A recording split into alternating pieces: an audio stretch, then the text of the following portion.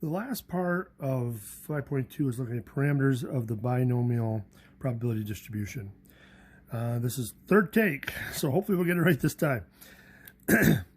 Now, the general probability distribution had these more complex formulas that involved summations, and you had to set up your tables and get all the calculations in there. Very, very much of a pain in the rear. But with the binomial, it's much more simplified. You have very simple formulas. So the mean is equal to n times p, and the standard deviation is n times p times q, and then you square root it all. So very, very quick calculations when it's binomial. Along with that, if you have a mean and standard deviation, you can also use the range rule of thumb to determine your significant cutoffs. So your significantly low cutoff is your mean minus 2 standard deviations. Your significantly high one is your mean plus 2 standard deviations. And then, of course, in between those cutoffs would be values that are not significant. So let's take a look at how that would work for these problems. So if we got n is equal to 5 and p is equal to 0.75, first thing we would need is our q. So 1 minus 0.75, which better be 0.25. So now we can quickly crunch out our mean. So we should get 3.75 for that. And then our standard deviation, we'll have the square root of 5 times your p times, snap, your q. And so we crunch that on the calculator. Let's clear that. So 5 times 0.75. So there's the 375 just by n times p. And then times that by the 0.25. So we get 0.9375. So I'm going to just put that down real quick. And then if we square root it, we get 0.968, blah, blah, blah. Now, as far as decimal points, remember, use your mean as your guide for how many decimal points you need. So since we got 2 decimal points here, let's just go with 2. So that would round to 0.97. So that is your mean standard deviation. Pretty quick. Now, as far as your min and max significant values, so our min, so we're going to take our mean and then minus 2 times the standard deviation. And if we do that in our calculator, minus 2 times 0.97, we get 1.81. And then our max, 3.75 plus, and we can do that pretty quick. Let me shift this over a little bit so you can see it. Plus 2 times 0.97, 5.69. And there we have it. So that is your mean, your standard deviation, and your min and max significant values. So let's do it again. So we got our SAT, if you're making random guesses on 50 questions, we have n equal to 50 and p equal to 0.2. So again, find your q. So 1 minus 0.2 better be 0.8. And then let's plug and chug. Now, as far as units, make sure you put the appropriate units on. So we're talking about an average number of questions correct. So on the average, they should get 10 questions correct out of 50 questions.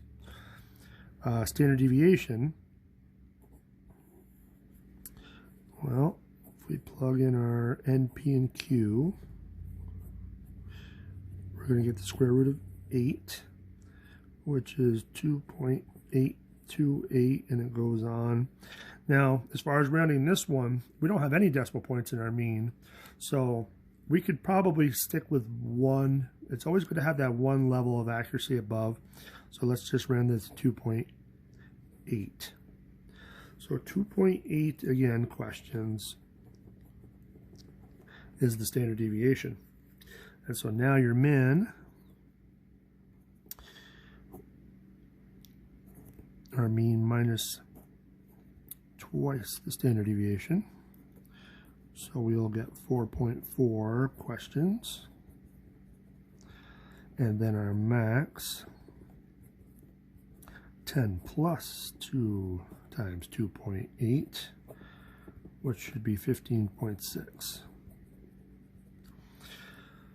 So which hopefully kind of makes sense. You know, if you're doing random guessing, what would you typically expect to get? You would typically expect to get somewhere between 4 and 16 questions right if you were just guessing. If you got, you know, 1 or 2 correct, that would be kind of weird. You'd think you'd get a little bit more right than that. So that's a significantly low number of questions right because it's below this cutoff. Likewise, if you were to guess 28 questions right on that 50 question exam, that would be unusual as well. I mean, that would be on the high side of what you would expect to get for questions right.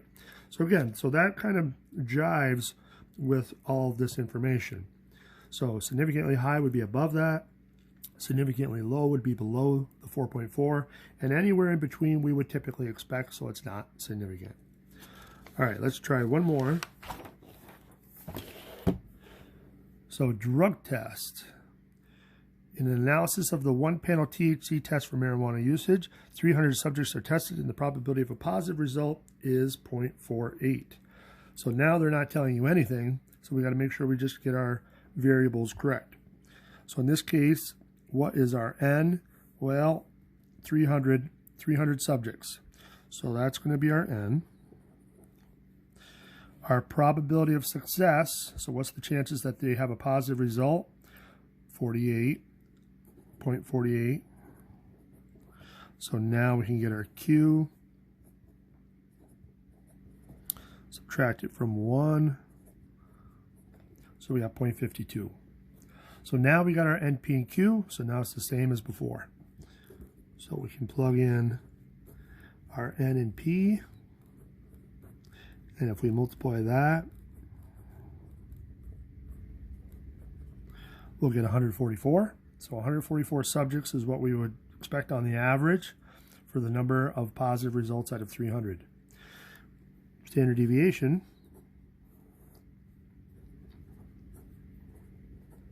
So we'll multiply our N, P, and Q. And that one, I'll steal the calculator. Times 0.52.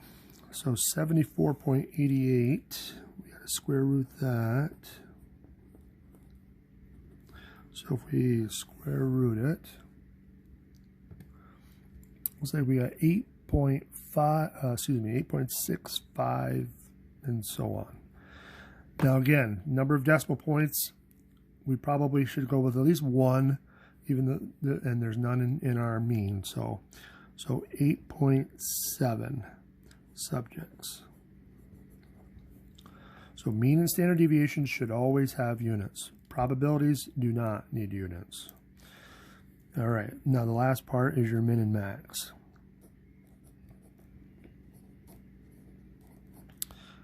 So let's just do that on here. 144 minus 2 times 8.7, 126.6. So 126.6 subjects, and if we do our max, 144 plus 2 times 8.7.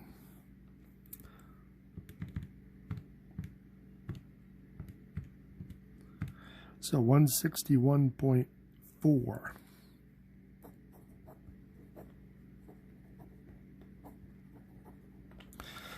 So now some of you might be saying, well, wait a minute, shouldn't we just have that be whole numbers of people?